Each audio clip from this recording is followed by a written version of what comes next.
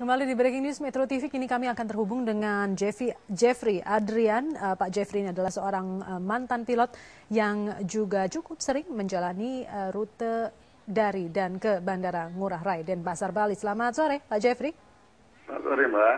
Pak Jeffrey, kalau dari pengalaman Anda, Bandara Ngurah Rai ini medan yang seperti apa? Karena lokasi pariwisata dia lokasi yang cukup baik dan sangat dikenal oleh semua pilot ya. Harapannya tidak ada spesifik, normal saja, baik-baik saja. Tidak ada masalah dengan tidak ada kesulitan yang berarti di medan. Ada runway 09, dia menggunakan VORDM approach, runway 09 non precision. Kemudian melalui Kute, kemudian ada runway 27 melalui Sanur. Itu menggunakan ILS approach. Jadi traffic yang datang bisa diatur, dua-duanya cukup baik untuk mendarat di sana. Gitu.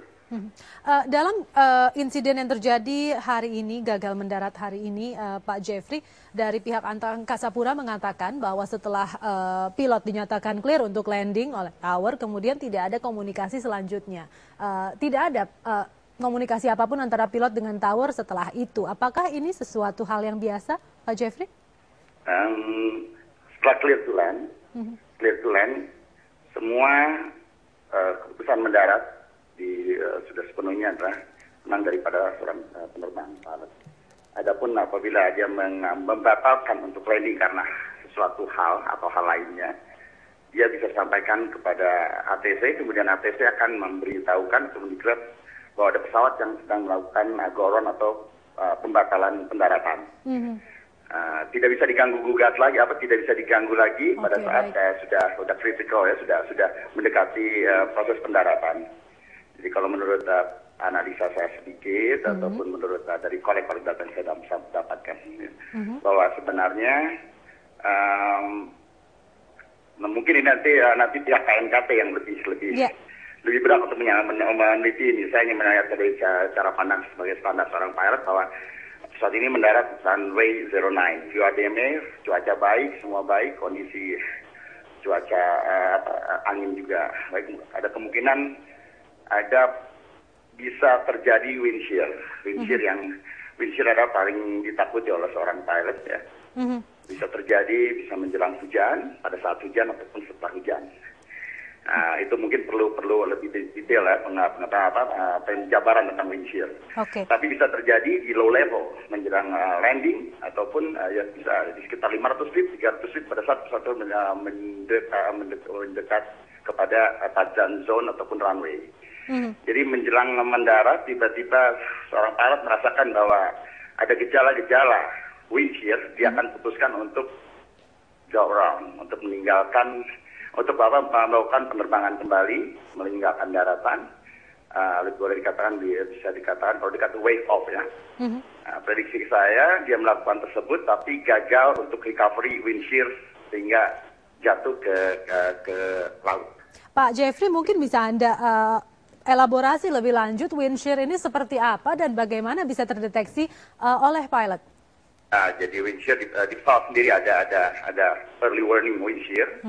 Dia akan memberitahukan gejala dengan speed yang tiba-tiba berubah, speed dari angin yang berubah, arah angin yang berubah, kecepatan angin yang secara drastis pula berubah. Itu bisa menandakan diambil dari kesimpulan dari komputer pesawat ataupun dari pihak ATC sendiri bahwa ada possible wind shear. Possible wind shear. Nah, wind shear ini sudah menjadi penyebab utama pesawat yang final yang boleh katakan sudah baik-baik saja menjelang mendarat tiba-tiba dia jatuh tiba-tiba dia harus mendarat di sampingnya ataupun kehilangan kendali sehingga pesawat bisa tampak tidak ini sesuatu yang boleh katakan kalau melihat ini sesuatu yang tidak mungkin tiba-tiba mendarat di daratan tiba-tiba mendarat di air. Jadi pendaratan darurat yang dilakukan di laut ini sebetulnya pendaratan yang tidak dipersiapkan.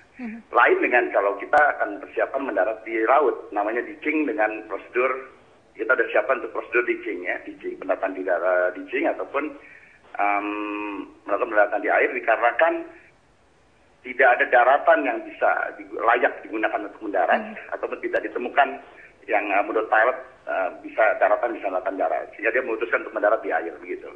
Nah, kembali ke soal wind shear tadi itu, Pak Jeffrey, dampaknya apa ketika kemudian wind shear ini ditembus? Apakah kalau dari sisi penumpang, apakah akan mengalami mungkin guncangan atau turbulensi? Ini prediksi wind shear baru dari saya, pihak saya ya, dari saya sendiri. Belum secara karena saya masih mengumpulkan data. Tapi kalau saya melihat dari kondisi cerita ataupun foto atau bagaimana, saya menganggap ini seperti wind shear. Wind shear ini pilot-pilot diberi training untuk recovery wind shear. Boleh katakan sulit sekali untuk mengatasi ini. Lebih baik menghindari wind shear. Menghindari wind shear, tapi andai kata sudah masuk ke wind shear, lebih cepat recovery waktu pendeteksian lebih awal, dia membuat wind shear ini menjadi sukses. Recovery wind shear ini menjadi sukses. Karena dia betul-betul kehilangan power, walaupun engine sudah full, kemudian dia akan cepat sekali kehilangan altitude ketinggian, sehingga boleh kata pesawat itu bisa saja terbang terseok-seok untuk meninggalkan daratan, sehingga ekornya atau badan pesawatnya yang menyentuh landasan, uncontrol, sehingga pesawat itu bisa mengarah kemana saja, begitu. Pak Jeffrey, ketika pesawat ini berada 50 meter dari landasan pacu, ini kan artinya tentunya ketinggiannya sudah sangat rendah begitu ya, sudah betul-betul siap-siap akan mendarat, dan memang fenomena wind shear ini memang cukup umum terjadi di ketinggian yang rendah begini.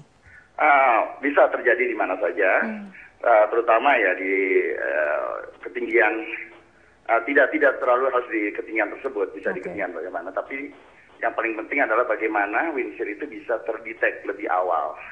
Nah, yang saya belum dapatkan data, karena itu adalah nanti pihak KNKT, bagaimana karena di wind shear di pesawat akan memberikan warning kepada seorang pilot bahwa di depannya ada kemungkinan terjadi wind shear. Jadi komputer dalam pesawat ataupun alat-alat pendetek wind shear di pesawat sudah mengkolek data-data apapun gejala-gejala awal dari perubahan angin, perubahan suhu, ataupun bagaimana tiba-tiba dia kolek bahwa akan terjadi wind shear di depan. Dia akan memberitahu secara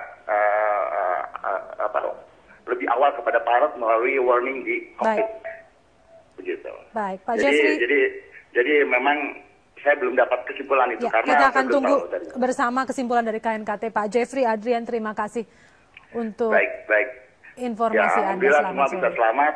Saya salut buat krunya karena tidak mempersiapkan untuk mendarat jauh, tapi bisa mengevakuasi dengan sukses. Terima kasih Pak Jeffrey.